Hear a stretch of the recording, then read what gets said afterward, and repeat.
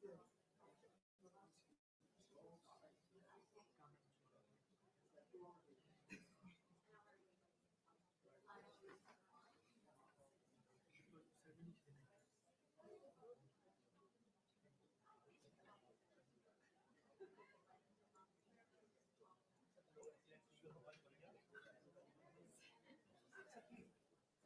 I don't like to sit alone. Others will come and I will join. Thank you for coming because they invited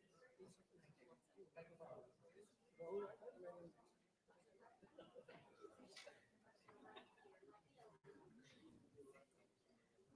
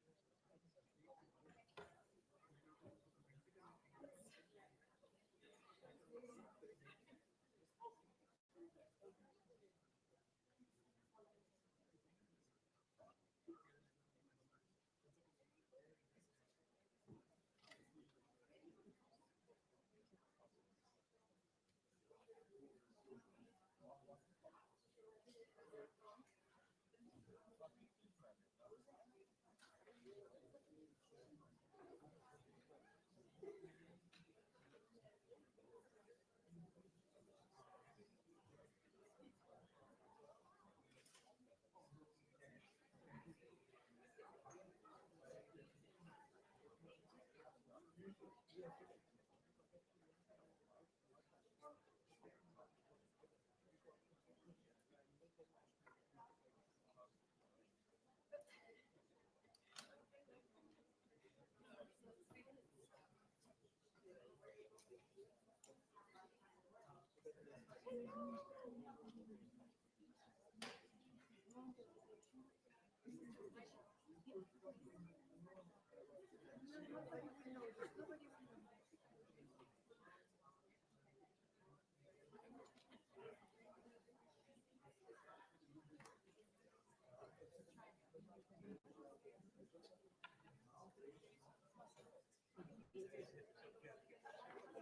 Opposite side.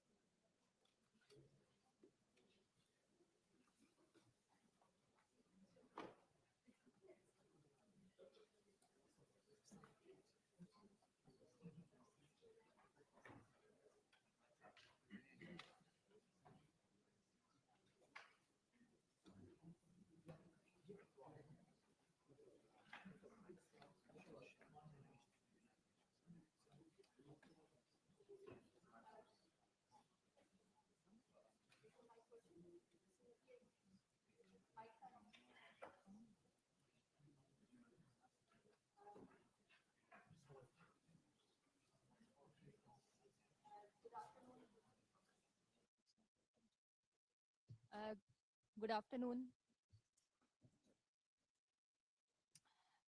Excellencies, ladies and gentlemen, and young delegates from more than 70 countries who are here today. Welcome to you all in this high-level panel discussion on youth leadership and global diplomacy, a collaborative approach to conflict resolution. This panel discussion is being jointly organized by Permanent Mission of Pakistan to the United Nations and Global Peace Chain Foundation. My name is Saima Salim. I'm counselor at the Permanent Mission of Pakistan. I will be moderating this panel discussion together with our colleague from Global Peace Chain Foundation, Mr. Ahmed. Welcome, Mr. Ahmed. The world continues to face complex and protracted conflicts which continue to threaten international peace and security. The dynamic youth of today will be agents of change tomorrow. And this is why we thought this is an appropriate time to have an in-depth discussion on the role of diplomacy and how, through joint collaboration, we can build partnerships with youth and engage them for a better future tomorrow. For today's keynote speaker, we have the honor of having with us the Undersecretary General for Youth Affairs, Dr. Felipe Pollier. Thank you, Dr. Felipe, for joining us today. With this, we would request you to deliver your keynote remarks. Thank you very much. Just a small correction. I'm Assistant Secretary General for Youth Affairs, but I'm very pleased and thank you all and dear panelists, colleagues, and especially those young people coming from such a diversity of countries. I want to welcome all and thank you to the mission of Pakistan and Global Peace Chain for inviting me to deliver these remarks. So I would like to start by congratulating the organizers for convening this discussion, putting the emphasis on the importance of youth leadership in global diplomacy.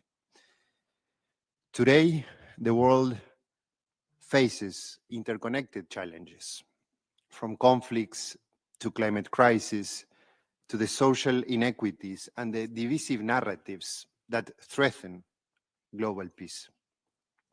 And traditional diplomacy, while essential, it often struggles to address these complexities. In this context, youth leadership is not merely relevant, it's necessary and transformative. And as the United Nations Assistant Secretary General for Youth Affairs, I have the privilege and the responsibility of leading the newly established United Nations Youth Office with a mission to advance the youth agenda and to amplify youth leadership in decision-making and diplomacy across the three pillars of the United Nations.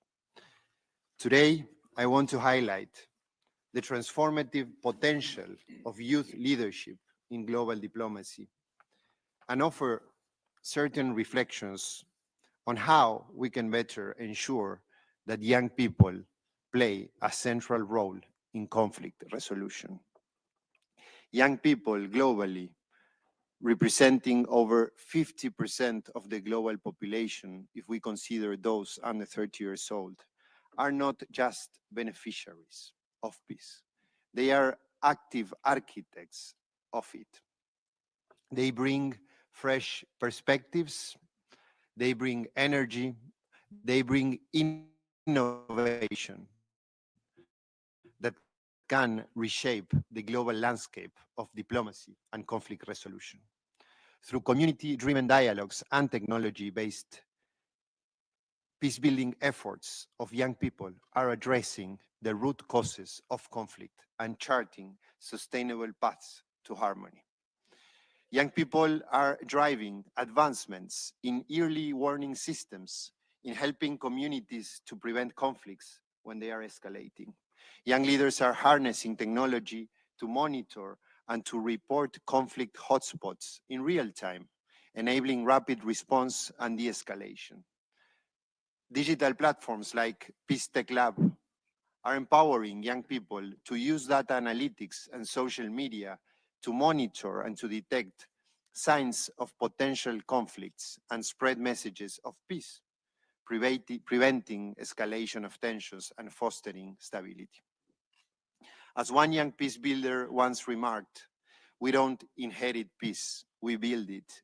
We build it brick by brick, through dialogue and through trust. And this sentiment underscores the urgency of empowering youth as equal partners in diplomacy. The United Nations has long recognized the transformative potential of young people. From the UN Security Council Resolution 2050 on youth, peace and security, which coincidentally today is celebrating its 9th anniversary, to Youth 2030, the United Nations system-wide strategy that guides the United Nations work with and for young people, to the establishment of the United Nations Youth Office more recently, and the recently adopted Pact for the Future. This is showing that there is progress when it's about creating platforms for youth leadership. But it's clearly that this is not enough. These initiatives recognize the need to institutionalize meaningful youth engagement across governance levels, ensuring that young people are actively shaping decisions that affect their lives and the lives of all of us.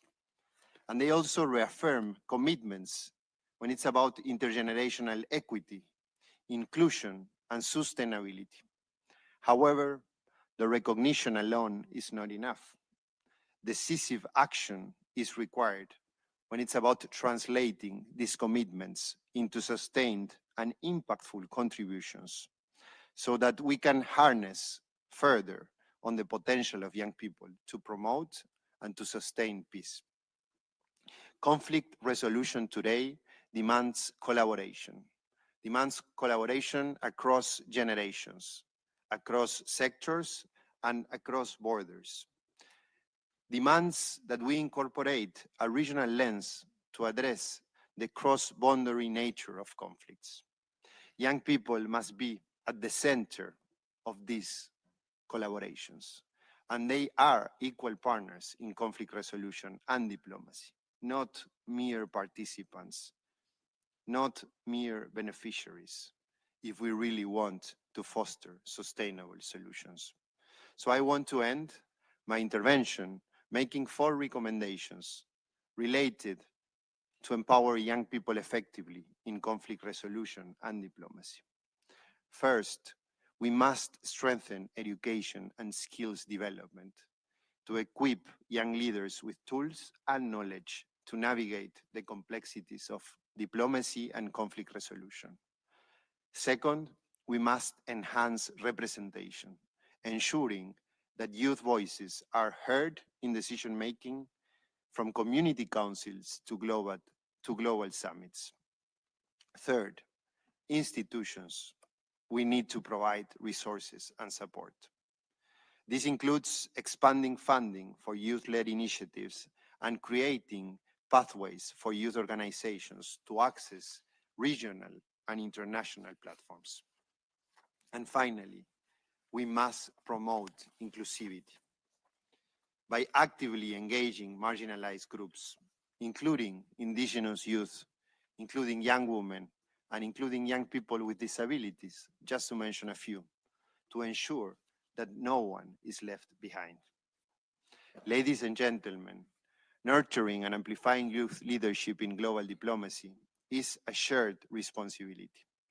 As the United Nations Youth Office, we must and we want to call on governments, on other international organizations, and on civil society to seize this opportunity that offers empowering a new generation of leaders who will shape a peaceful and just world. Let us ensure that the outcomes of today's discussion across governments, across young leaders, across civil society, to inspire tangible actions that create a global culture of meaningful youth participation in conflict resolution. Because by embedding youth leadership at the core of our efforts, we will be able to build a future defined by collaboration, justice, and peace.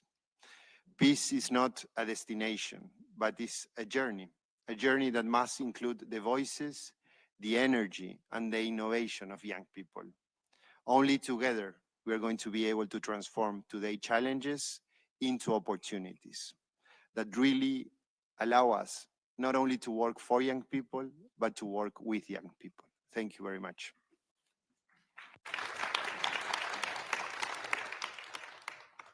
Thank you, Assistant Secretary General, for your remarks. Indeed, the recommendations presented by you are of great help, and we are grateful to you for your leadership, for leading the youth from the front in the UN Youth Affairs Office. Now we will start our panel discussion, and I hand over to my colleague Ahmed to invite the first panelist. Thank you very much. Sure. Ms. Saima Salim. Thank you, honorable guest, panelist.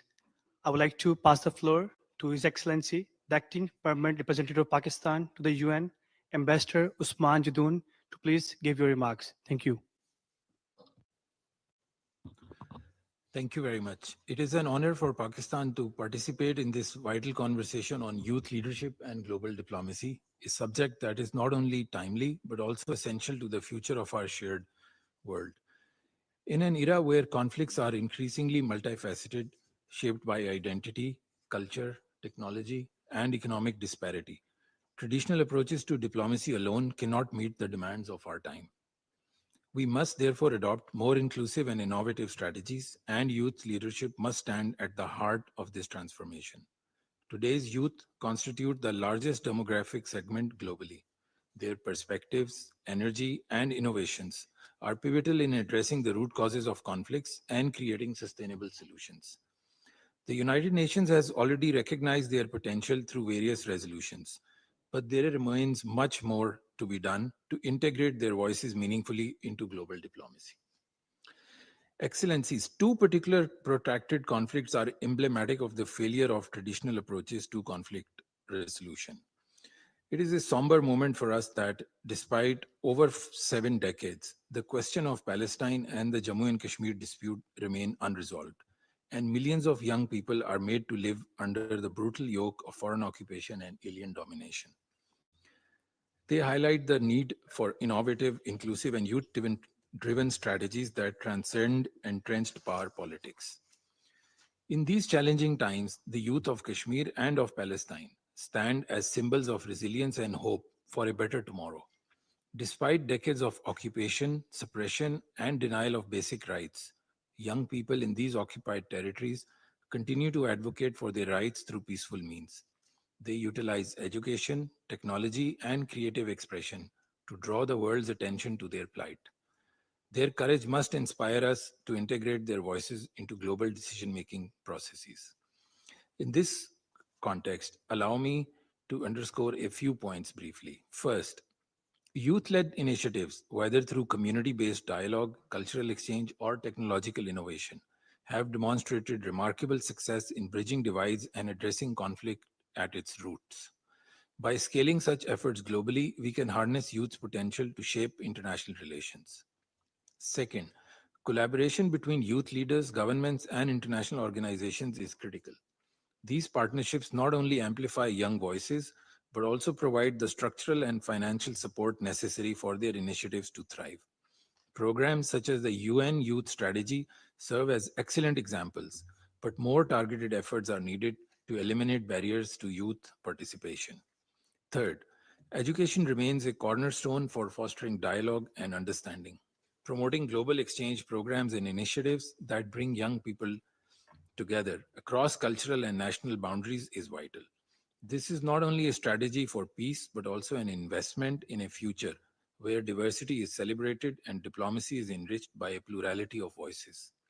Fourth, several obstacles hinder the effective participation of youth in peace processes, including political repression, economic hardship, and limited access to platforms. International advocacy is needed to protect the rights of young activists and ensure their safety and freedom of expression. Finally, conflict resolution must be underpinned by the principles of equity and respect for international law. For decades, the people of Palestine and Kashmir have waited for the implementation of UN resolutions that affirm their right to self-determination. Youths, as agents of change, can play a pivotal role in bridging divides and reinvigorating diplomatic efforts to fulfill these commitments. Excellencies, in closing, I reiterate Pakistan's unwavering commitment to promoting youth leadership and inclusive diplomacy. Together, through dialogue, innovation, and collaboration, we can transform global conflict resolution into a more effective and sustainable endeavor for the oppressed and the occupied. Let us ensure that their voices are not just heard, but amplified. Their dreams are not just acknowledged, but realized. Together, let us lay the groundwork for a peaceful and equitable future where every young person, no matter where they are born, has the opportunity to shape a better world. I thank you.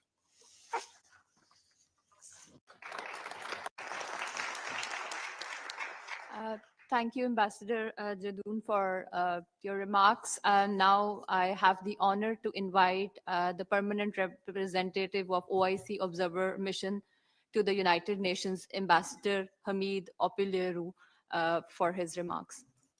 So you have the floor. Thank you. Thank you very much, Madam Moderator. Your Excellencies, distinguished audience, it's a great honor for me to make this presentation on youth leadership and global diplomacy, a collaborative approach to conflict resolution in my capacity as the representative of the 57-member Organization of Islamic Cooperation. There's no doubt that the role of youth in the national and global peace and security agenda is steadily increasing. The multi-stakeholders approach to conflict prevention, management, and resolution is indeed gaining traction within state practices and indeed in the agenda of many regional and international organizations. This is because the premium that is placed on youth partnership on peace building and other state developmental policies is based principally on the acknowledgement of youth as change agents and the fact that they are also imbued with the requisite energy, innovation, and versatility for effective contribution to peace building process. Above all, the youth of today are not only leaders of tomorrow, but they are recognized as key partners in the inclusive process of nation building. So therefore, conflict prevention, management, and resolution are the main features of peacemaking and peace building. with most states and international organizations preferring conflict prevention and post-conflict rehabilitation as tools for transforming local, national, and international disputes. So therefore, in managing disputes, such mechanisms as mediation, conciliation, negotiations are always applied. That is before the disputes occur. And when they occur, you have to manage those disputes. And then, of course, you also try to resolve them in a transformative manner. The United Nations Charter emphasizes such measures provided in Chapter 6, which include conflict prevention, peacekeeping, and community engagement and dialogue. So given the proliferation of armed conflicts in the developing world, as well as those conflicts referred to as low intensity or no war, no peace situations, the intra-communal strategies have become more potent in conflict prevention and transformation. So because of this, the United Nations is currently engaged in peacekeeping operations in 12 countries, while addressing armed conflict situations in such countries as Israel and Palestine, Ukraine and Russia, and the Sudan, including, of course, recently Syria with its lingering conflict. So there are other numerous situations of political instability and fragility that have potentials to upend and disrupt international peace and security due to the prevalence of major drivers of political instability. And these drivers include, among others, absence of democratic governance, terrorism by non-state actors, intercommunal and interstate strifes, bordering on struggles for national independence and self-determination, resistance against colonial and foreign domination, as well as measures aimed at countering drug and human trafficking, violent extremism, illegal immigration, among others. So considering the comparative advantage of youth participation, the World Program of Action for Youth to the year 2000 and beyond endorsed those priority areas for youth action, such as drug abuse, juvenile delinquency, and combating armed conflicts, among others. Of course, these are in addition to such issues as youth and youth welfare, health, and technological capacity building. This is the agenda setting on the international front. Accordingly, the United Nations Security Council Resolution 2250 of 12 December 2015 on youth and international peace and security underscored inclusion of youth in decision-making processes on local, national, regional, and international mechanisms to prevent and resolve disputes, violent extremism conducive to terrorism. So in line with a similar UN instrument on youth participation in peace and security processes, namely the guiding principles on young people's participation in peace building, the resolution considered today's generation of youth as forming the majority of civilian population affected by armed conflicts, including bearing such consequential effects of being refugees and IDPs, as well as the disruption of access to education and economic opportunities. So they're actually victims of some of these conflict situations. So the resolution called for such actions as positive contributions of youth to peace and security at various levels and stages, including conflict and post-conflict situations. It posited that youth inclusion in conflict resolution will facilitate sustainability and success of the peace process. So in the same vein, youth involvement in peace building is relevant in such areas as preventing violent extremism conducive to terrorism and promoting the peaceful use of the new ICT, which is the information and communication technologies, including the internet and artificial intelligence, which have recently become notorious mechanisms for recruitment and incitement of youth to commit terrorist acts. Most recently, the outcome documents of the Summit of the Future, namely the Pact for the Future, Declaration of Future Generations, and Global Digital Compact, accorded priority to the role of youth in the peace and security processes. So essentially, actions on promoting socioeconomic development of children and young persons, fostering their human rights and supporting meaningful youth participation at national and international level are also prioritized. So the OIC Youth Inclusion. The OIC Joint Youth Strategy also underscores a collaborative approach to conflict resolution with special role for young men and women. The relevant OIC agencies which promote youth mainstreaming in the political process are the newly established Youth Department of the OIC General Secretariat, the Islamic Cooperation Youth Forum based in Istanbul, the OIC Permanent Human Rights Commission, and the Women Development Organization, which are in the forefront of promoting the welfare of youth and mainstreaming youth participation in the political and socio-economic domains. Among other programs, the OIC promotes youth volunteering and active participation in community lives through the framework of youth NGOs and similar civil society organizations.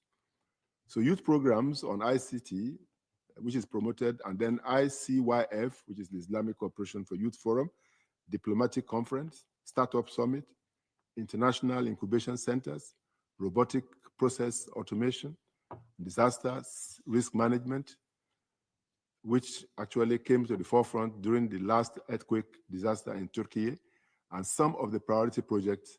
These are some of the priority projects undertaken by the Islamic Cooperation for Youth Forum. The WDO also superintends over the OIC Women Empowerment Agenda, including protection of violence against women within the domestic setting and during armed conflict.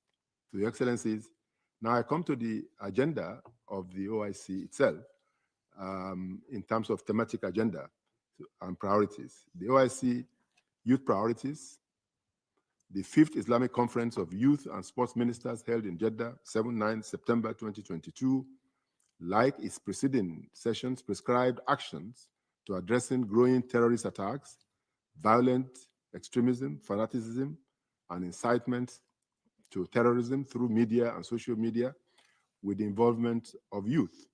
They also focused on youth participation in national development actions. So it will be mentioned that prominent among OIC agenda on peace building is the support for the restoration of the Palestinian territory occupied by Israel on the borders of 1967 and in accordance with international law and various resolutions. Other projects include self-determination and human rights situation of Jammu Kashmir people and the Rohingya Muslims respectively. This includes the promotion of women's right to education in Afghanistan, among others. So, as I end this presentation, let me submit the following recommendation for your consideration. There's need to endorse the progressive mobilization of youth as change agents in peace-building process at all levels, including local, national, and international. There's also the need to support the increasing partnership of regional organizations, including the OIC, with the relevant United Nations agencies towards mainstreaming the role of young men and women in addressing conflict prevention, management, and resolution within the community of nations. And also, finally, urging the international community to continue to mobilize the energy and creativity of youth in addressing regional conflicts, including the Palestinian question, the situation in Jammu Kashmir, the rights of the Rohingya Muslims, the humanitarian disaster in Gaza and Lebanon, Syria, and some other conditions as terrorism, armed extremism, drug and human trafficking, and Islamophobia. I thank you for your kind attention.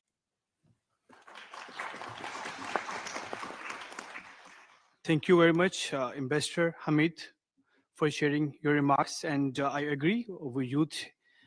We should emphasize on youth participation in policymaking and peace-building process. And I hope that the young people are listening here and we're eager to work with you to make sure it happens. Thank you very much. Now we are honored to have the Deputy Permanent Representative of China to UN, Ambassador Zhang Shuang. Please have the floor. Thank you. Thank you, moderator. Let me begin by thanking the Permanent Mission of Pakistan and the Global Peace Chain Foundation for organizing this panel discussion.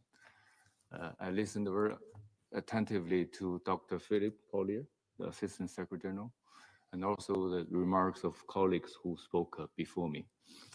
I know as a panelist, I'm supposed to provide my inputs and contributions to the discussion. So I took that very seriously. I consulted my colleagues in the Chinese mission to the UN. And actually, as a matter of fact, more than 50% of the diplomats working in the Chinese mission are under the age of 35. They are young diplomats, young people. So I engage with them, I listen to them, seeking advice from them. The first reaction and the first piece of advice from them is, we should let them be the panelists. Let the third secretary, let the second secretary sitting here to engage with the young delegates. Maybe the clashes of views and opinions can come up with new ideas, which can inject new impetus to the conflict resolution. But anyway, I think at the DPR's ambassadors, but I think we do engage with the young diplomat on daily basis. So I hope that we can refresh our mind also on daily basis. So here I present the idea, which after the discussion with my colleagues. I think today my advice can be summarized just as one word, that is implementation. Why I say that? Because if you look at the UN's website, you key in the keyword use, you search it, you can find numerous documents. Actually, if you look back, the United Nations, we have adopted tons of documents, declarations, statements, action plans on youth engagement, youth cooperation. But yeah, we do achieve a lot, but I still think that the progress has been under expectation. So I think here the key word is we have enough commitment and talkings. Now it's really time to do the real job and to do the implementation. So I will offer implementation in three levels. The first, I would like to advocate the implementation of the youth and the peace and security agenda in the UN Security Council. In the year 2015, the Security Council adopted the milestone resolution on youth, peace, and security, which set up the YPS. We call it YPS agenda in the Security Council.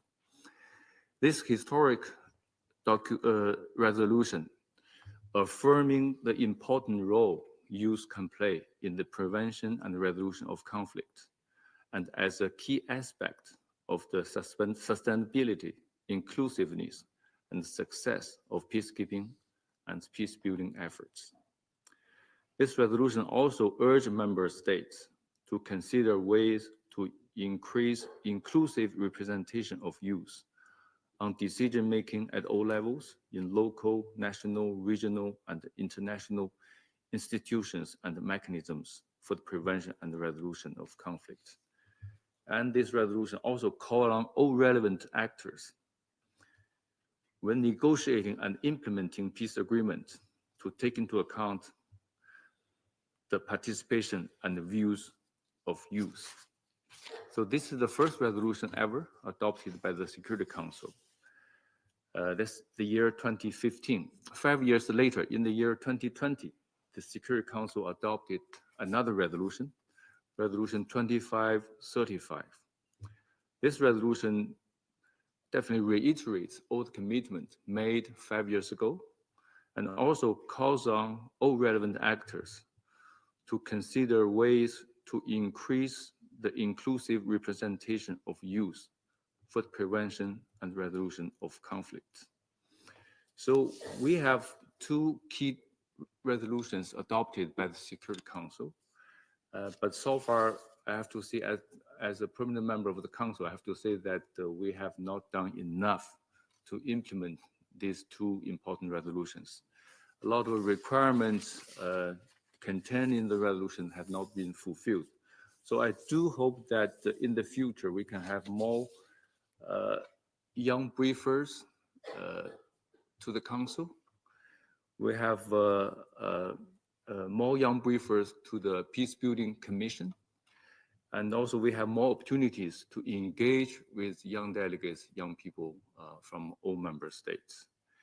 And also one important aspect is to let the young people take part directly in the conflict resolution. Just now, my colleagues mentioned the issue for Palestine. We have our colleagues from Palestine, and also take into account what happened just over the weekend in Syria. We have many, many challenging conflicts and the tensions before us. Can we really let the young people be part of that? I know the Syrians now they are talking about to form a transitional government.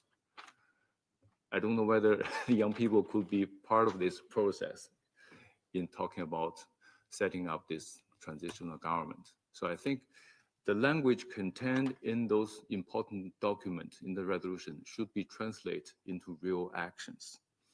And also, I think in the council, we attach a lot of importance to the women, peace and security, and the children and armed conflict. So I think the YPS agenda deserve our equal attention. So let the three pillars be equally important in the council: the women, the youth, and the children.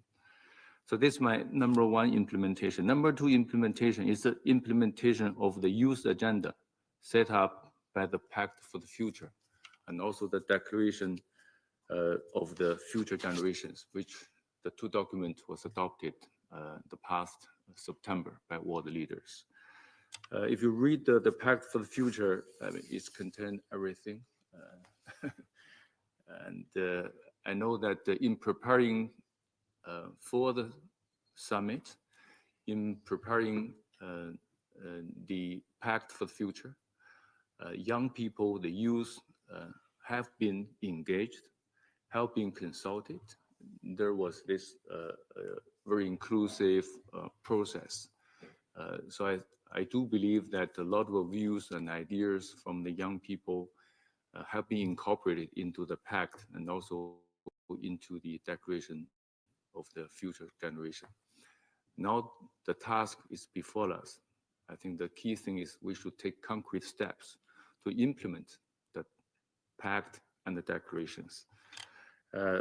We do hope that all member states can develop its own national plans, strategies, but definitely take into account their national circumstances, national situations, to develop those kind of plans, strategies to have a more meaningful engagement of young people, to empower young people and to galvanize young people, let them play the key role in all aspects of social lives, especially to encourage young people to take part into public affairs at different levels, local level, regional level, also international level, which means the UN. So encourage the young people to participate in the UN affairs.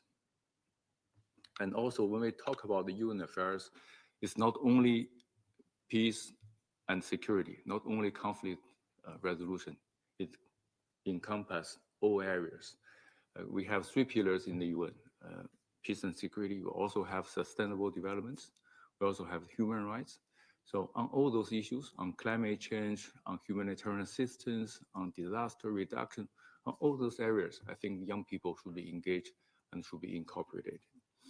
So this is the second implementation. The third implementation is the implementation of the agreement between and among member states, which concerns youth. Because countries, UN member states, they have a lot of bilateral agreements, bilateral declaration statements. If you read that, a lot of those documents, they contain certain part concerning youth. saying that they should enhance the cooperation and also the exchanges between the youth between the two countries or among different countries. I think that's very important because youth is the future. We should let the youth, the young people of different countries engage with each other to enhance their mutual understanding and mutual trust, and which could lay a solid foundation for the sustainable peace and security. And also, if you read all those bilateral agreements, they also contains programs of cultural exchange, music exchange, sports activities. I think all those areas should engage young people, that young people play an active role in those exchanges.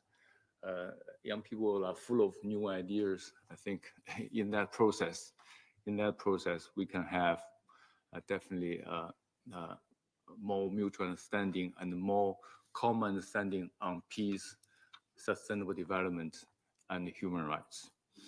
So this is my 3 pieces of advice, which I sum up as one key word, that is implementation.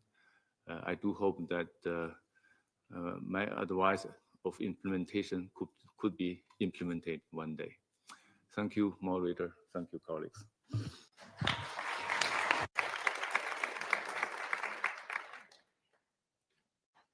Thank you, Ambassador, for representing the Chinese youth and, of course, young diplomats of China. Of course, implementation is the key to youth agenda, not only at the United Nations, but globally. Our next panelist is Deputy Permanent Observer Missions, Deputy Permanent Representative of the Observer Mission of Palestine, Ambassador Fida Abdul Hadi. She will share her perspective and, of course, the plight of Palestinian youth. Thank you. You have the floor, madam. Thank you very much. At the outset, I would like to extend sincere appreciation to the Permanent Mission of Pakistan and, of course, to the Global Peace Chain Foundation for organizing this very timely discussion and for the invitation to Palestine to participate. And I'd also like to express appreciation to the Assistant Secretary General for Youth Affairs and to the distinguished ambassadors who spoke before me, and to express gratitude for the solidarity expressed to Palestine. Indeed, as we consider the role of youth in conflict resolution, we cannot forget that an entire young generation in Palestine is struggling not only to be seen and heard, but struggling to survive in the face of unprecedented crisis and tragedy. And what we have witnessed in the past 14 months has shocked the human conscience, but it has also been a testament to the historic resilience of the Palestinian people, including our youth.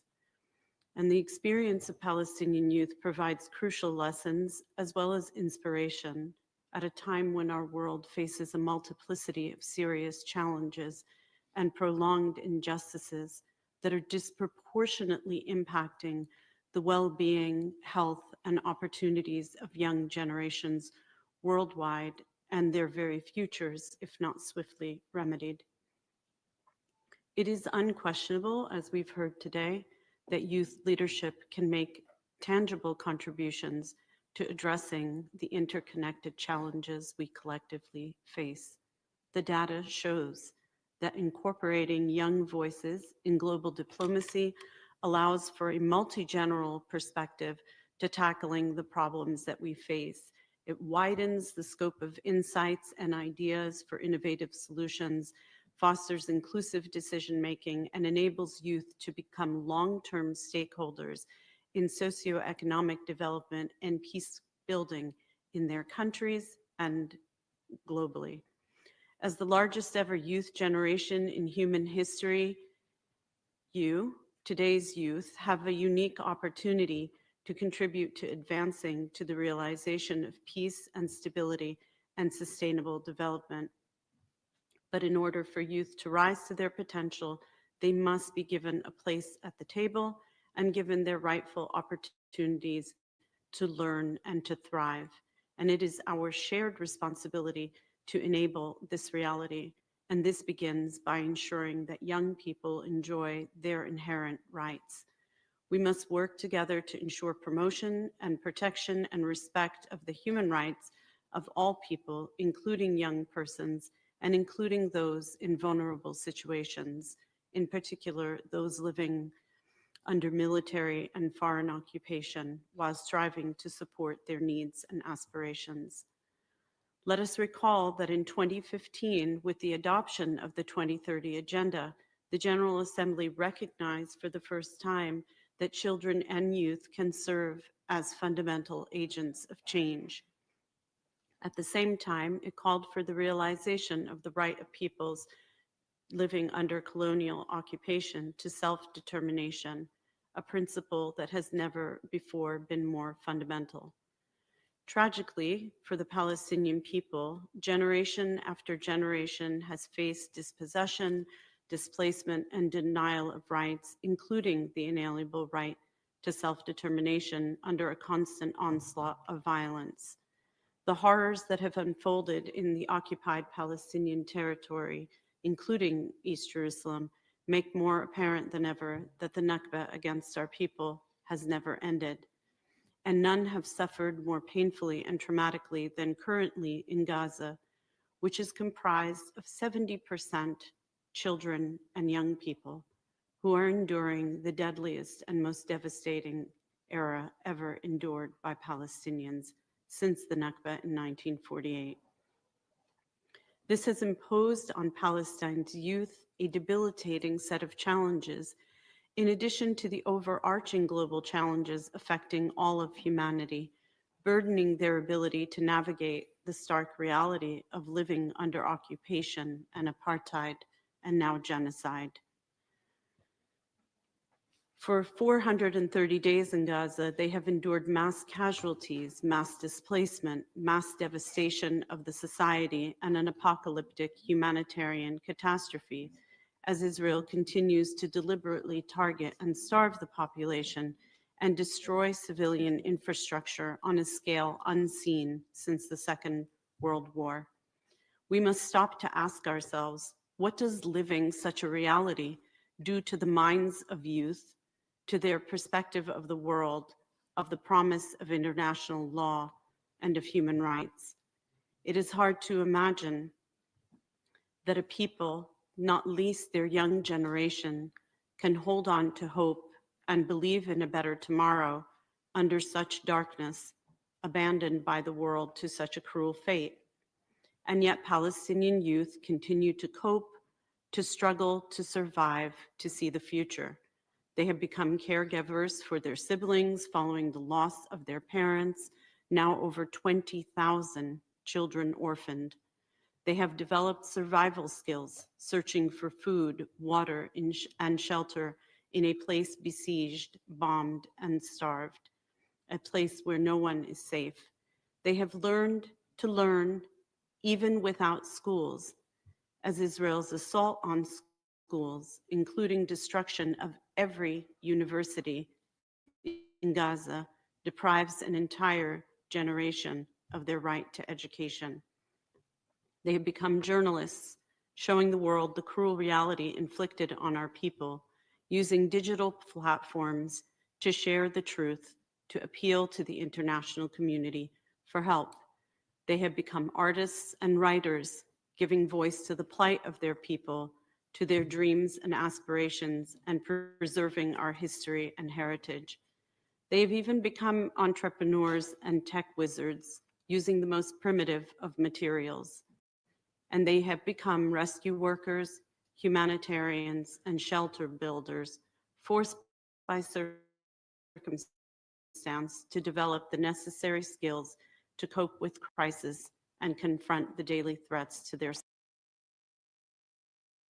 survival. They've shown adaptability, resilience, and leadership even under the most extreme conditions.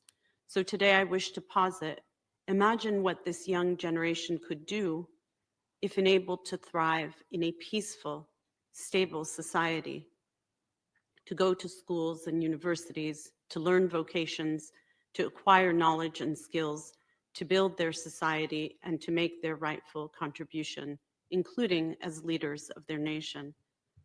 Likewise, let us imagine what will happen if this young generation is not saved, if they are doomed to endless occupation and to genocide. The tragedy will not only be for Palestine, but for our region and our world for generations more to come.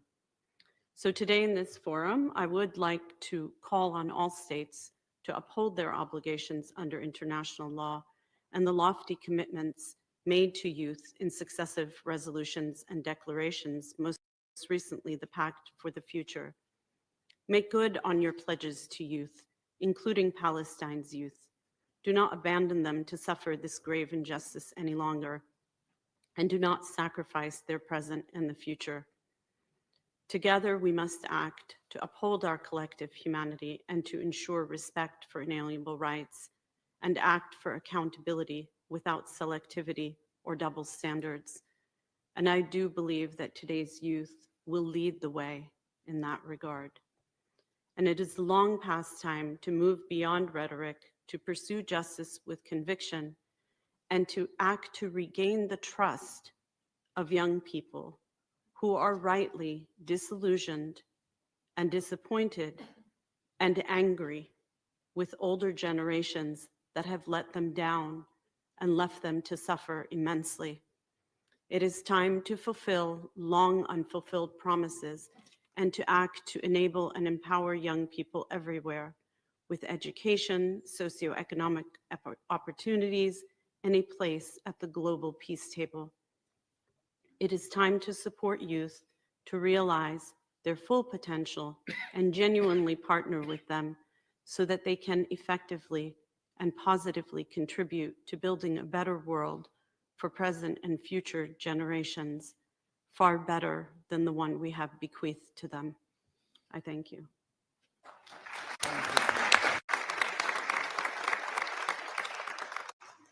Ambassador Fida, thank you very much for sharing the insights and awareing us about the ongoing situation in Palestine. And indeed, the world has witnessed the suffering and the endurance of the Palestinian youth. And we believe in international law, and we believe no one is above the law. So international law must be implemented, specifically in the war-torn countries, and justice must be served, specifically for the young people, so the new dreams must be shattered. Thank you very much. Now we have honored by His Excellency, the Ambassador of Egypt, Mr. Usama Abdul Khalik. I give this floor to you. Thank you. Thank you very much, distinguished moderator. It's an immense honor, Wallahi, to be in this very important panel discussion. I'm obliged to my dear brother, Ambassador Munir Khan, and the mission of Pakistan with the global peace chain, and I acknowledge the very kind presence of my dear friend ASG Philippe, and the Special Envoy for Youth, and all the distinguished colleagues from the state of Palestine, China, Turkey, Azerbaijan, OIC. It's a great honor. I was very keen to join and to be one you see is really enriched hearing and talking to the youth and so on. As I said, it gives me immense pleasure to participate in that. Indeed, it is a great opportunity to recognize the important contributions of youth, particularly in the maintenance and promotion of peace and security at the national and international levels, and to also highlight the important role youth have in sustaining peace. As outlined in the relevant UN Security Council resolutions, ensuring the participation of youth reaffirms the importance of national ownership in peace-building efforts, whereby the responsibility of sustaining peace is a comprehensive process co-owned by the national governments and national stakeholders, including youth. Indeed, the inclusion of youth in peace and development effort is a primary element that assists in countering the threats of radicalization and violence, which threaten security and stability and derail development and peace-building endeavors. I also highlight the significance of the Peace-Building Commission and the methodology that allows it to listen to the contribution of youth briefers on their efforts in sustaining peace at the national levels, which reflects the importance of ensuring that peace-building efforts correspond to national realities and priorities.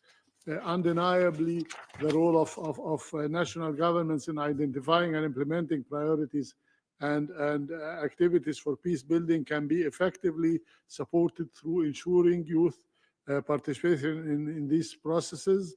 I would also note the importance of the PBC's strategic action plan on youth and peace building, which was adopted under Egypt chairmanship of the PBC February 2021. Distinguished colleagues, here at the UN, we're positioned to ensure the voices of the youth are well heard.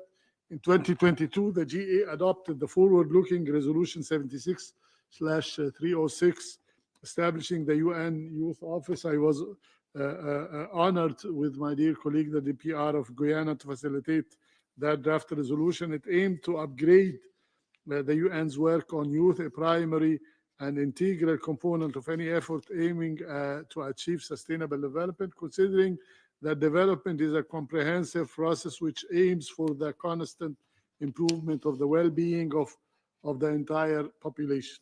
Furthermore, the adoption of the Pact of the Future last September, with a distinct chapter focusing on youth and future generations as an annex, member states have committed to strengthening meaningful youth participation at the national and international levels.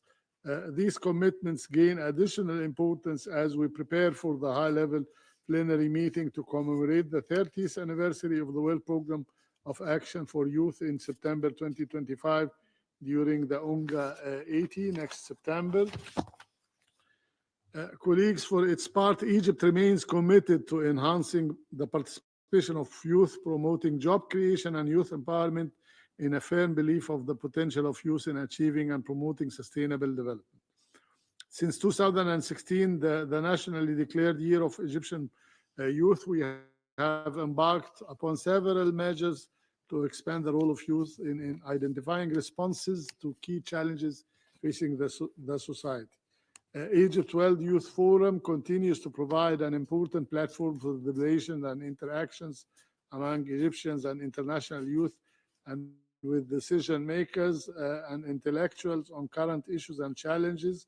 In addition to the Aswan Forum for Peace and Sustainable Development, represents a vital African platform for addressing the peace, security, and development challenges and the nexuses linking all of them in the African continent. In conclusion, I can only reaffirm the importance of continuing to invest in youth, investing in the future, of course, the future of tomorrow, as we strive to build inclusive and sustainable societies that can advance on the true foundation of ensuring sustainable development and well-being of all. I have always been promoting that the best prevention strategy for stability and peace is the Sustainable Development Goals, is the real resilience when you build it in different societies. No external shocks whatsoever. It's the pursuit of good governance and so on and so forth. Once more, I wish to thank the Permanent Mission of Pakistan again, my dear brother Amir, through you, to Ambassador Munir and their great mission, and the Global Peace Chain Foundation for convening this timely discussion. And I wish to conclude by wholeheartedly subscribe to each and every letter of the appeal you have heard from my dear sister, Ambassador Feda, the distinguished DPR of the Palestine, the state of Palestine. You see, you, the youth, you are the future. You are the one that should. We have followed what has happened in different universities. We have followed the youth where they were very distinctive in drawing a very clear line between the black and the white and so on. Supporting the Palestinian aspirations is standing by the right side of history, is standing by, and this should not be perceived from the prism of standing against anyone. No, it's standing with what is just, what is fair, what will preserve humanity as we know it and as we have been setting rules to preserve it and to keep it in mind. This is my very humble appeal to you. You're following the news. You're seeing now with the ICT and so on. You don't need a mediator. You don't need an analyst to tell you the truth. You're seeing it. If we're seeing 44,000 something people killed in 1 year, if we're seeing 17,000 kids and killed, how would we qualify that? We don't need screening here. It's a simple, clear fact before everyone. This is what I wanted to say in brief from the bottom of my heart. Thank you very much, distinguished moderator.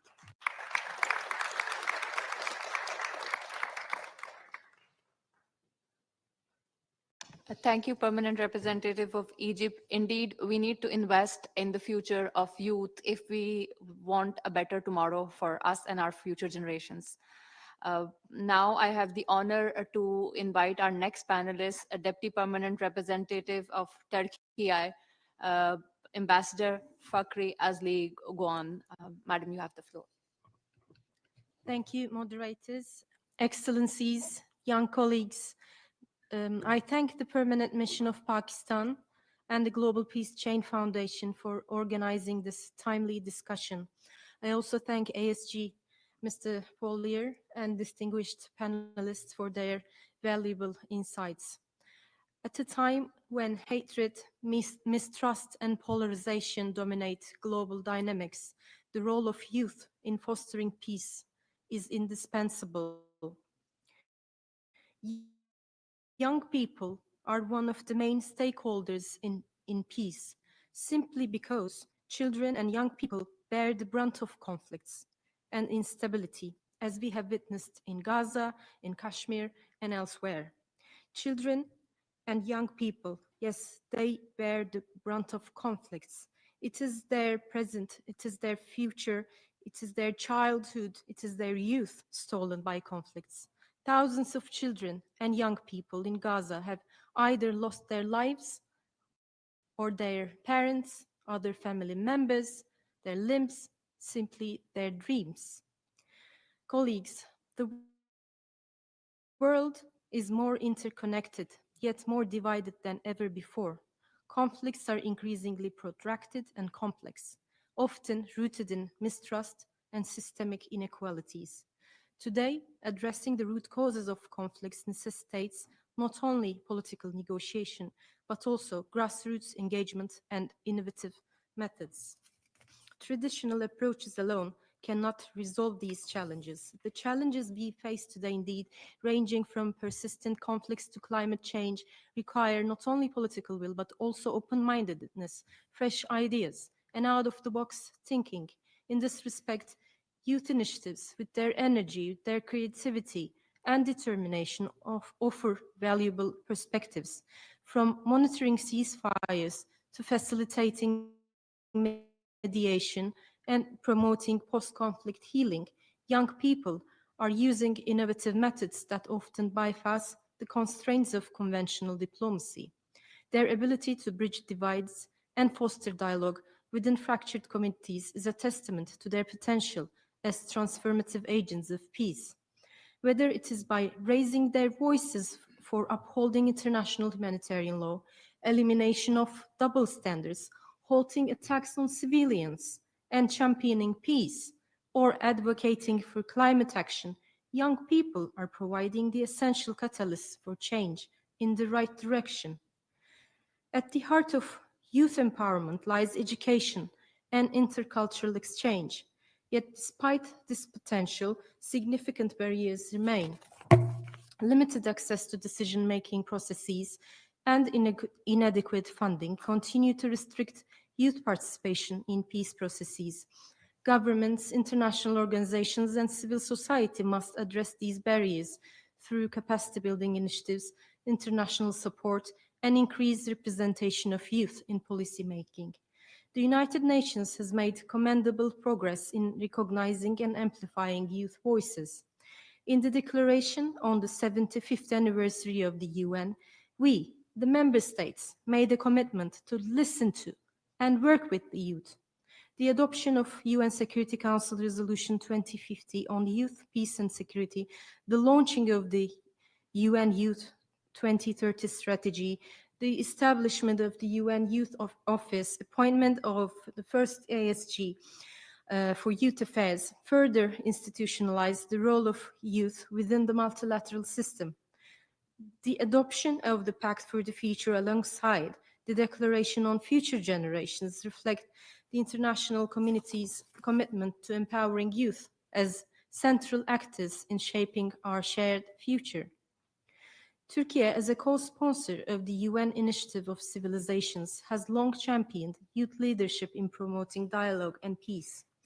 Through capacity-building workshops and initiatives, the Alliance equips young leaders with the skills to address root causes of conflict and foster intercultural understanding. Turkey has played an active role in international peace mediation, leveraging its unique geopolitical position and cultural ties to foster dialogue and resolve conflicts. Located in a region impacted by various conflicts, as we see today as well, we have taken a pioneering role in raising awareness and building capacity for mediation. Our mediation efforts extended to building youth capacities. Platforms including the Istanbul Mediation Conferences and the Antalya Diplomacy Forum provide young leaders with opportunities to share innovative ideas and best practices in conflict resolution. Turkey has consistently supported such efforts, exemplified by its Mediation for Peace certificate program and capacity building initiatives targeting young diplomats from various regions, including OIC member states.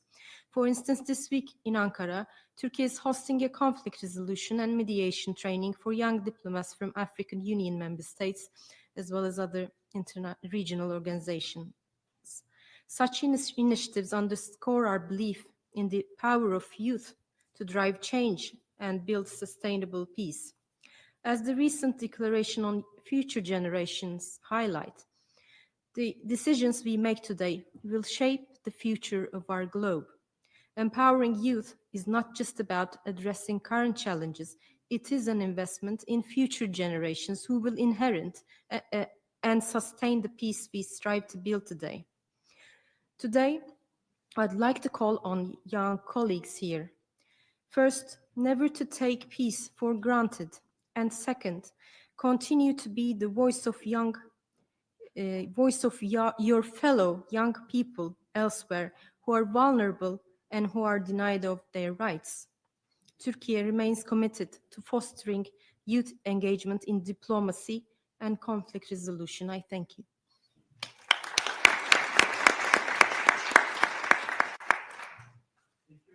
Ambassador Asli Güven, for your inspiring speech. I really appreciate the role of government of Turkey for believing, investing, and involving young people into peace-building process and giving them a space into policy-making corridors. That is quite inspiring, and I hope the other member states will also be considering and believing on young people. Thank you very much. Now we have been honored and joined by the Deputy Permanent Representative of Azerbaijan to UN, Mr. Tawfiq Musawwir. The floor is yours. Thank you, moderator, delegates. First of all, like the previous speakers, ambassadors, and my colleagues, I would like to thank the Permanent Mission of Pakistan and the Global Peace Chain Foundation for organizing this panel discussion and for the opportunity to deliver our remarks and share our perspectives and experience. The Declaration on Future Generations, which has been widely mentioned in earlier presentations, recognized children and youth as agents of change and the need for intergenerational dialogue and engagement to be taken into consideration now policy and decision-making processes in order to safeguard the interests of future generations. Indeed, the full and effective inclusion of young people is essential for advancing development, alleviating poverty, mitigating the risks of conflict and violence, and moving peace-building processes forward. Young people are playing an increasingly prominent role in multilateral discussions and peace negotiations and are making an important contribution to identifying innovative solutions to global challenges. With the rise of digital communication platforms, social media, and global mobility, young voices have become louder and more visible in forming international agendas.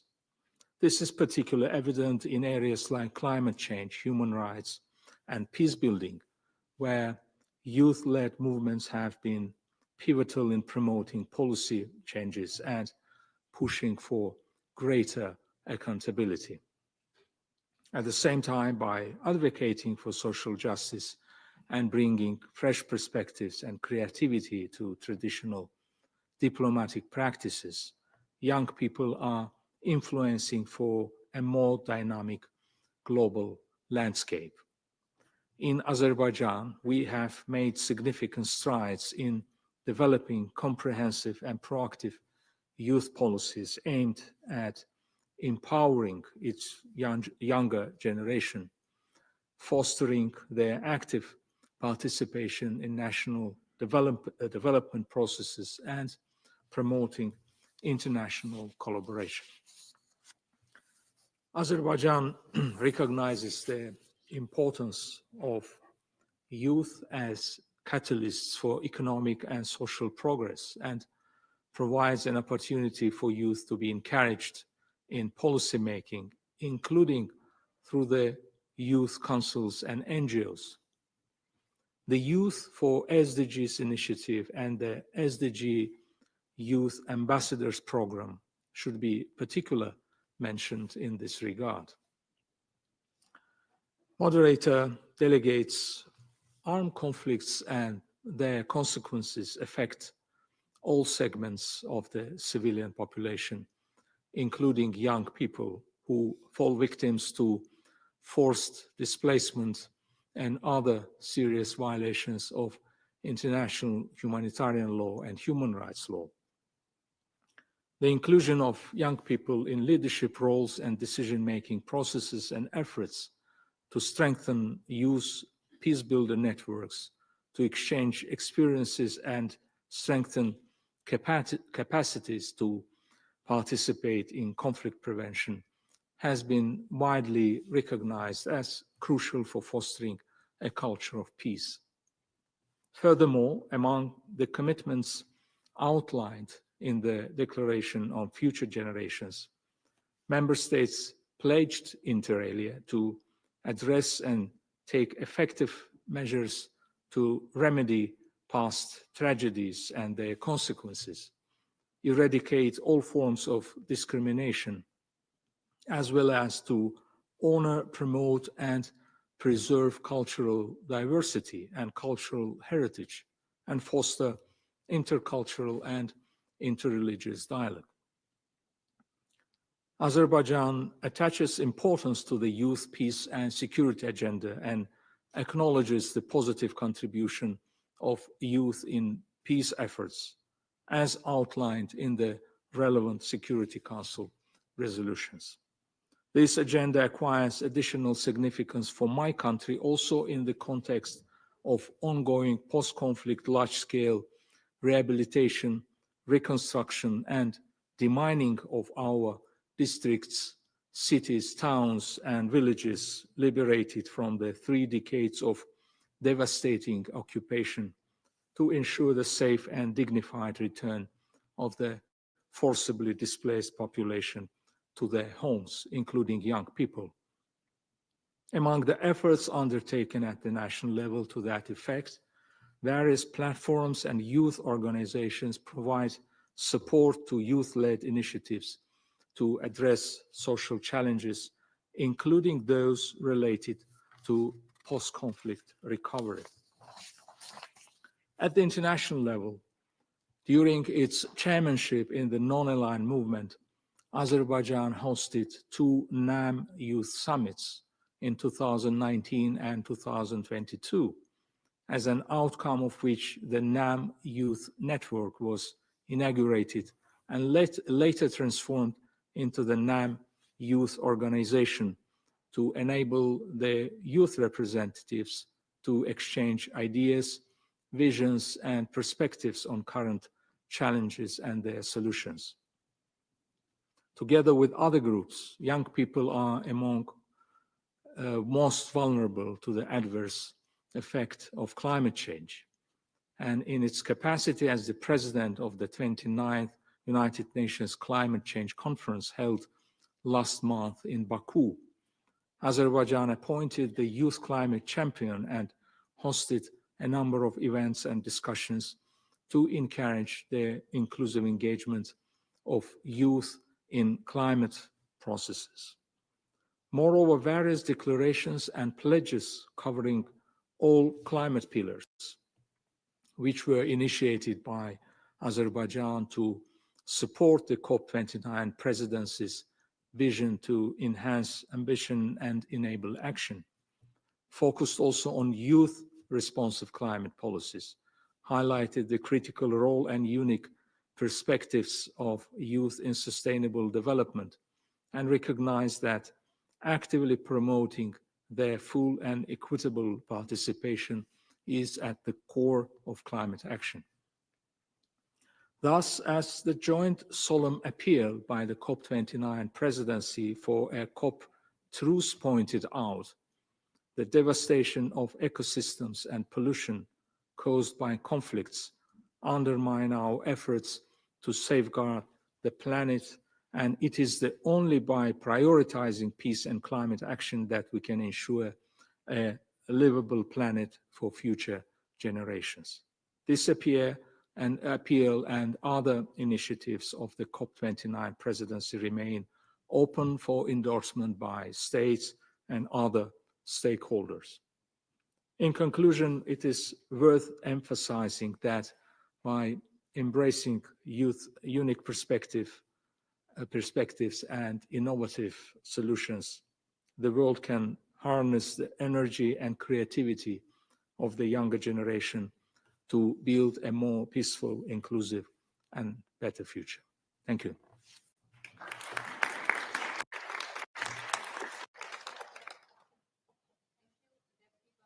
Representative of Azerbaijan to the United Nations for your remarks and for Azerbaijan's contribution in promoting the role of youth through various initiatives. Our last panelist for today is a youth advocate, Mr. Usman Amjad. We will hear from him his contribution as a youth advocate and his role in promoting different conferences and organizing different events for the youth from the platform of Global Peace Chain Foundation. Mr. Usman, you have the floor. Dear guests, speakers, and delegates, good afternoon. It's an honor to stand here at the Global Peace Summit, New York 2024, as a youth delegate, representing not just the voice, but the ambition, ideas, and hopes of the youth leaders sitting here in the room and millions of young people across the globe. We are gathered today to discuss the solution to modern world issues, and I firmly believe that one of the most transformative solutions lies in the front of us, increasing youth participation in policymaking regarding the UN SDGs in world affairs. Let me begin with the fundamental truth. Today, youth are not just the leaders of tomorrow, they are the change makers of today. With over 1.8 billion people aged between 10 and 24, we form the largest generation of youth in history. Yet, when it comes to the room where the policies are written and decisions are made, our representation is sadly inadequate.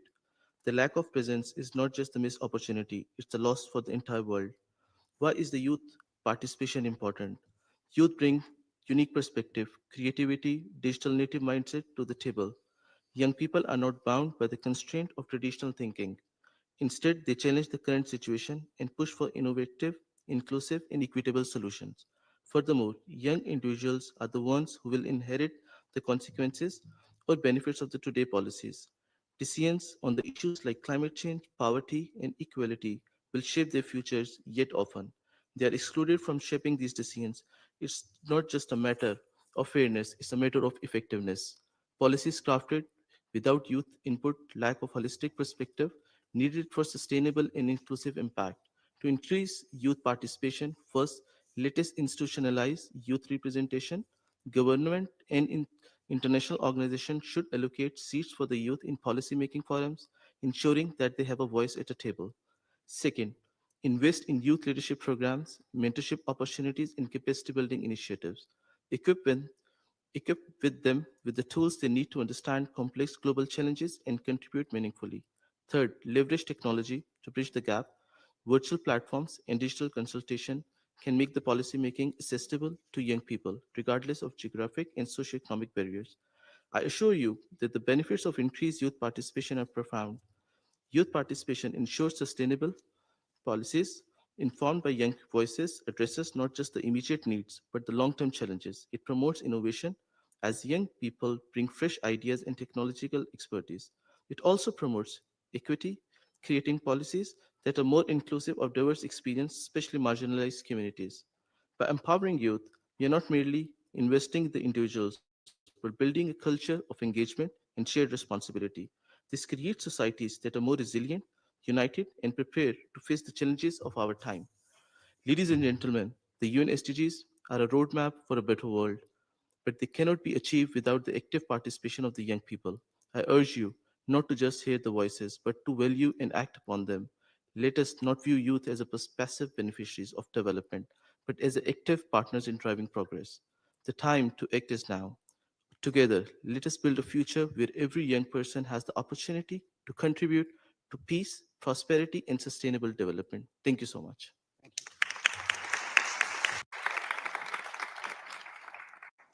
Thank you so much for your comments. Indeed, the youth is a catalyst for change. Given the paucity of time, we can open the floor for questions and comments from the panelists. We can take 2 to 3 questions. I would request all the audience, I mean, those who wish to ask the question, to introduce themselves and be concise. Great. Thank you, Ms. Saima. I will open the floor. We'll be able to only take 3 questions due to time constraints. So please raise your hands. So I will just nominate you, and then you can ask the question, and you can direct the question to the panelist. And once the questions are taken, they will respond one by one. A delegate in a gray jacket. One second, please. You can ask the question. A delegate in a black jacket and delegate in a white jacket. So please, delegate with the gray jacket, please begin question. Hi. My name is Valeria. I represent the Republic of Belarus. And my question will go to the Assistant Secretary General for Youth Affairs, Dr. Philippe Pollier. With your experience in youth leadership and diplomacy, how do you plan to bridge the gap between young people's transformative ideas and the resistance structures of global governance? Especially in conflict regions where youth bear generational trauma but hold the key to peace, how will you ensure their voices influence policies and drive meaningful change? Thank you so much. Next question from, please introduce yourself and direct the question. Distinguished panelists, my name is Ana Maria El Campuzano, and I represent the Dominican Republic. My question is for Her Excellency, the representative of Turkey. I really love what you said about youth being a catalyst for change and youth not being the future, but really being the change that we are already seeing in the world. Therefore, I ask, what critical role does the youth play in engaging in justice processes for the Palestinians, the Kashmiris, and the rest of underrepresented people in the rehabilitation, and what foster the successful and enduring peace? So which mechanism can we employ for this? Thank you very much. In the back.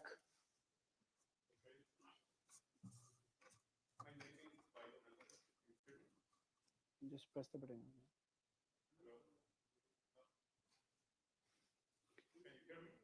Yes, we can hear you. Okay, thank you. My name is Byron Alvarez. I'm from Ecuador. My question is for the ambassador, Juan. In today's interconnected world, where artificial intelligence and engineering technologies are reshaping diplomacy and conflict resolution, What key initiatives in China leading to promote international technological cooperation and advance peace and global stability, particularly in collaboration with developing nations? Thank you.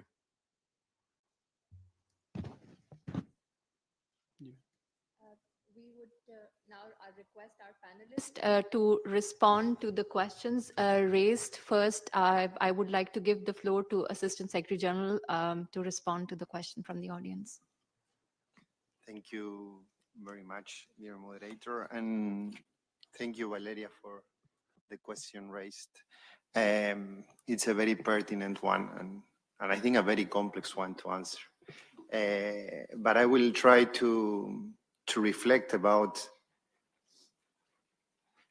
what we are trying to do and what I'm trying to do in my role as Assistant Secretary General for Youth Affairs. And the first thing I would like to say is that my role within the UN is not really about representing young people, because young people are beautifully diverse and they cannot be represented by one person.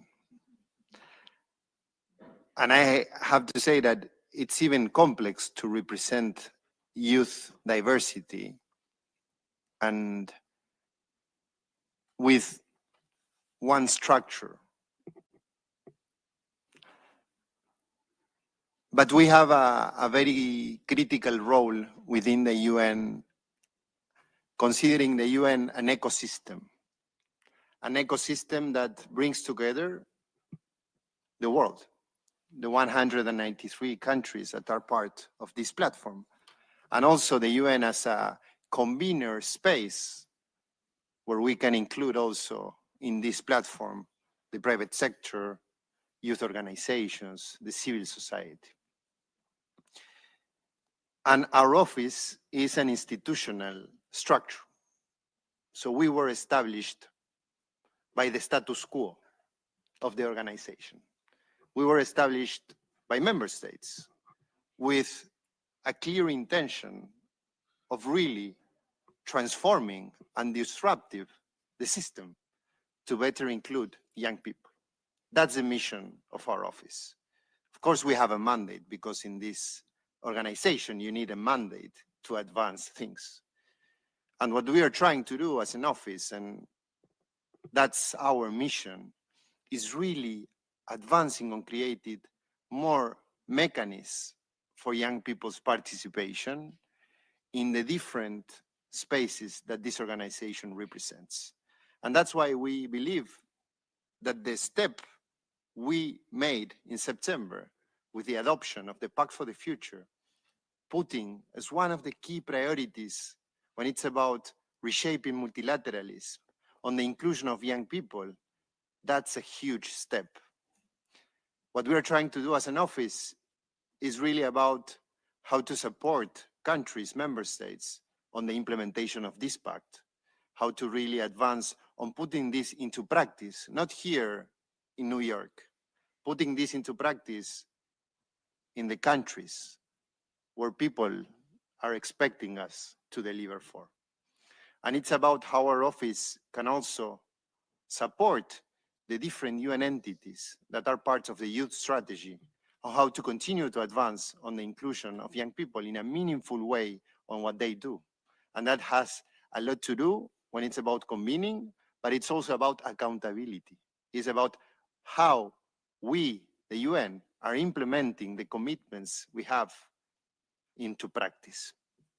And then there's a third level for us of action, which really reflects about the importance of this change, understanding it as a cultural change.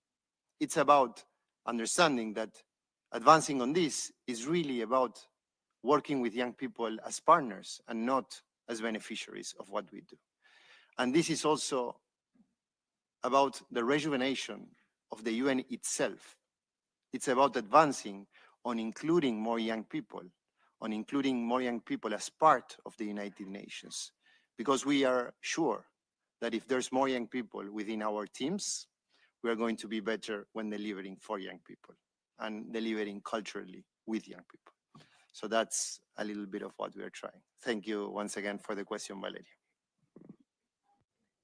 Assistant Secretary General, for sharing your insights about the role and the great work done by the Youth Affairs Office and how it is meaningfully contributing to promoting young people in all the processes. The next question pertaining to Palestine was asked from Permanent Representative of Turkey. I would request Madam Ambassador to respond to the question, and after her, I would also request a Deputy Permanent Representative of Palestine to comment on the question relating to Palestine. So, Deputy Representative of Turkey, you have the floor first. Thank you very much for your question. First of all, I should say the youth should not take the dominant rhetoric on any matter, including Israeli-Palestine conflict, for granted. I would suggest not confining yourselves to information available on the surface. Always dig deeper and search for root causes. Also have critical thinking and read various sources to reach the information, also to have empathy.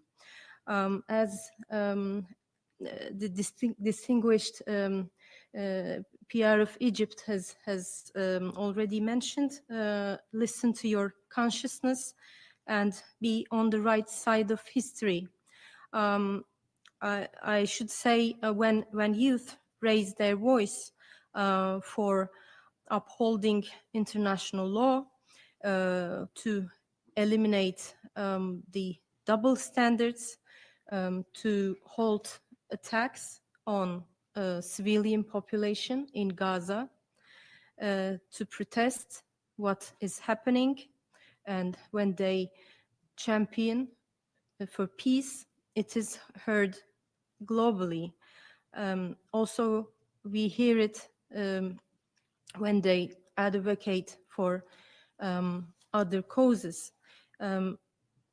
As we said, young people are the catalysts of change, and they should have a say in decisions taken for their behalf. They are the future, and they are very much impacted by what's going around the world, all these conflicts which are taking away the future of the Palestinians and other young people and children who find themselves in conflict zones. Therefore, I suggest being the voice of those whose voices are unheard. Thank you very much. Thank you, Deputy Permanent Representative Turkey. And now I would request Ambassador Fida, Deputy Permanent Representative of Observer Mission of Palestine, to comment on the question on Palestine. Thank you. Thank you, moderator, and thank you for the question. I think that we have all listened very closely and agree among ourselves that youth are agents for change. And with that agency comes both opportunity and responsibility. And I would echo what has been said by my sister from Turkey, that requires that youth be informed so that your voice is taken seriously. Your knowledge of the facts will reinforce your insistence on accountability, on justice, on rights and principles being upheld. So your informed contribution at the global peace table requires that you seek out the truth and the facts, that you dismiss the rhetoric, that you dismiss the propaganda. It requires that you demonstrate compassion and conscience, but also demonstrate courage and principle. And I think that we have seen this come to the fore in this period of time where we've seen youth in, as was mentioned, on universities, but also by the thousands, and I would say by the millions, in marching in streets in capitals around the world, demanding justice and refusing to accept the old ways, insisting that your leaders live up to their responsibilities and to their obligations and to their commitments, and speaking truth to power. And I think that this is what we need to see. This is what we hope to see. And as I said earlier, I do believe that you are making change right here and now, and that that change is going to be pivotal for the future that we see. Here in these halls, the Pact for the Future, the Declaration for Future Generations was negotiated, were negotiated. You need to ensure that your leaders live up to those commitments. And the more informed you are, the more engaged you are, the better you will be able to not only insist on that change, but to make that change. And many are relying on you, and especially those who are, whose voices are not being heard and who are struggling to be heard. And so you do have a certain challenge, but also a certain responsibility. And I think that moving forward, you have the tools and the capacity to make that difference. Thank you. Ida, for your moving remarks. Indeed, the youth of today stands with the people of Palestine, and they have demonstrated across the world through demonstrations and raising their voice at all levels. Now we come to the last question, an interesting question asked from the Deputy Permanent Representative of China, Ambassador Xiong. You have the floor to respond to the question. Thank you, moderator. Let me thank the young gentleman first for his question. It's very important and relevant. Actually, that is something I forgot to mention in my remarks. That is the role of emerging technologies such as AI. That's really important and pertinent for nowadays. I think as any new things or new phenomenon, AI is a double-edged sword. It poses both opportunities and challenges. But definitely, I think young people is at the forefront in embracing AI. In the UN, we always talk about the digital gap in the age of ICT. But now more and more we are talking about AI gap because we see more and more distance between developed countries and developing countries in the area of AI. As far as China is concerned, China, we put a lot of resources into the development of AI, and we do achieve remarkable progress in this front. At the same time, we have been a very active advocate for global governance on AI. We work with the member states here in the UN or also in other multilateral platforms to promote a development of a set of rules to promote the development of healthy and AI, a healthy AI. We call it AI for good. And also to achieve that, in July this year, China, we initiated a General Assembly resolution, which focused on the capacity building cooperation on AI among member states. That draft resolution enjoyed 143 co-sponsorship and was adopted unanimously by the General Assembly. Now we are working with the member states and also relevant UN agencies to implement this resolution. As I put it, implementation is the key. You can have a lot of beautiful words and resolutions, but you have to implement it. I think to implement that, we have one thing. Number one, China, we put forward an action plan for capacity building on AI.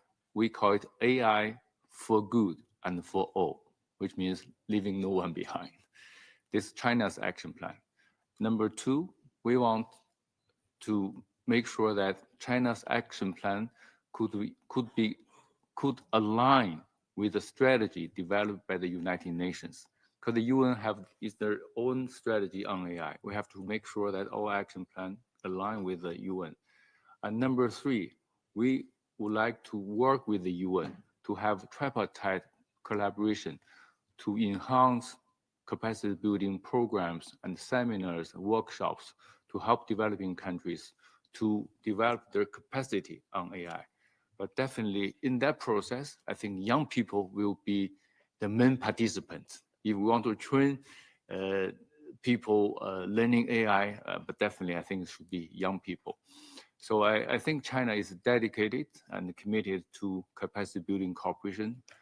We would like to develop ourselves, but at the same time to help other developing countries to develop their capacities, and let's work together to make sure that AI is work for good for all and for humankind. Thank you.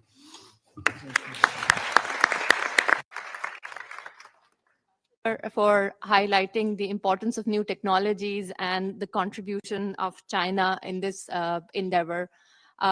We would like to thank all the panelists for their insightful remarks and for this enriching discussion today.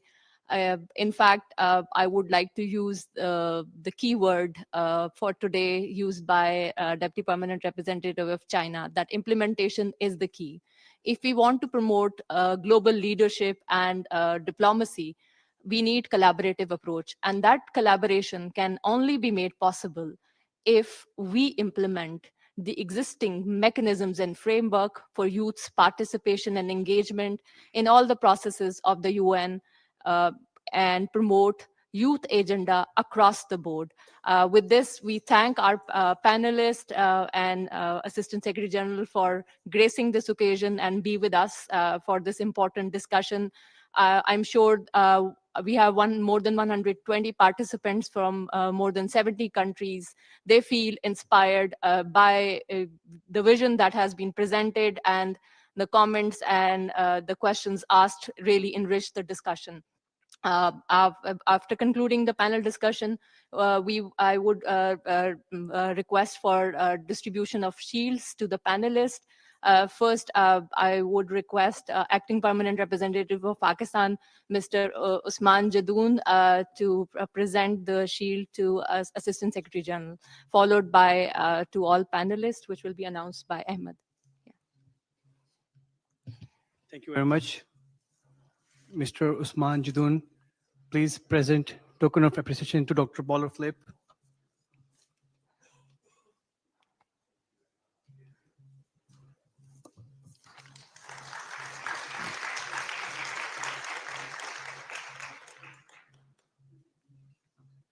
Now I will request Mr. Kamran Zafar to please proceed to the stage and present token of appreciation to the permanent representative of OIC, His Excellency Ambassador Hamid.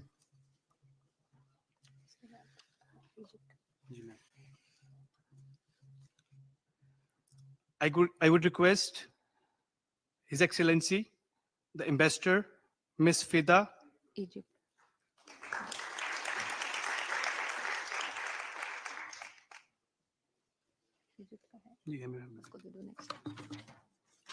Now I would like to invite His Excellency, the Ambassador Osama Abdul Khalik from Egypt, to please proceed to the stage.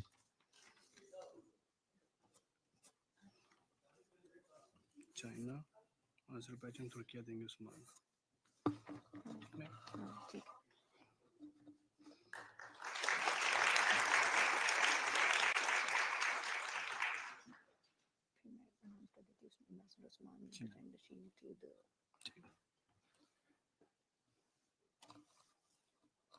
Ambassador of Egypt, thank you very much.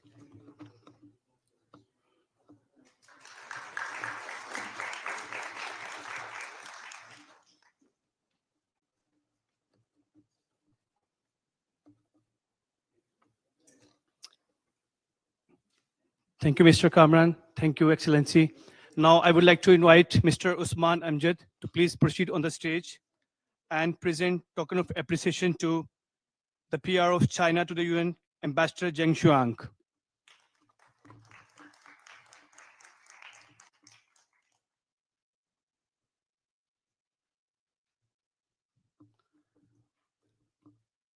I would now request the Ambassador of Turkey, Mrs. Fikri Asli Given, to please proceed to the stage and receive token of appreciation.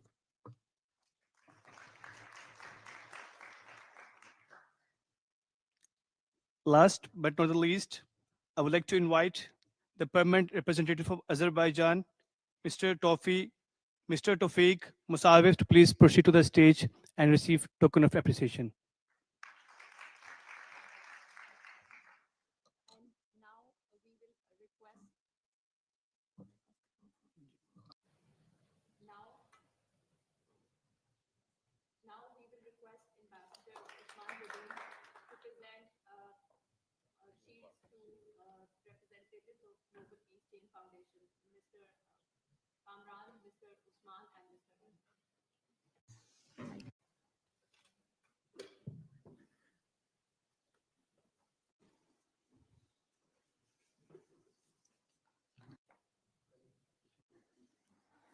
Yes.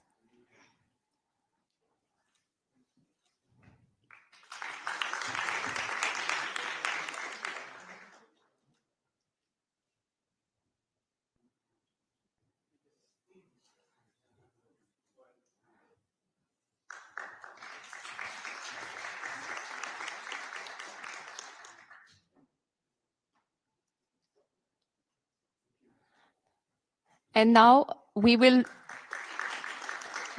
request for a group photograph of the panelists first, followed by a group photograph of the panelists together with the youth delegates who are here today as our audience. At the same time, I would request to play a short video about the work of Global Peace Chain Foundation. Thank you.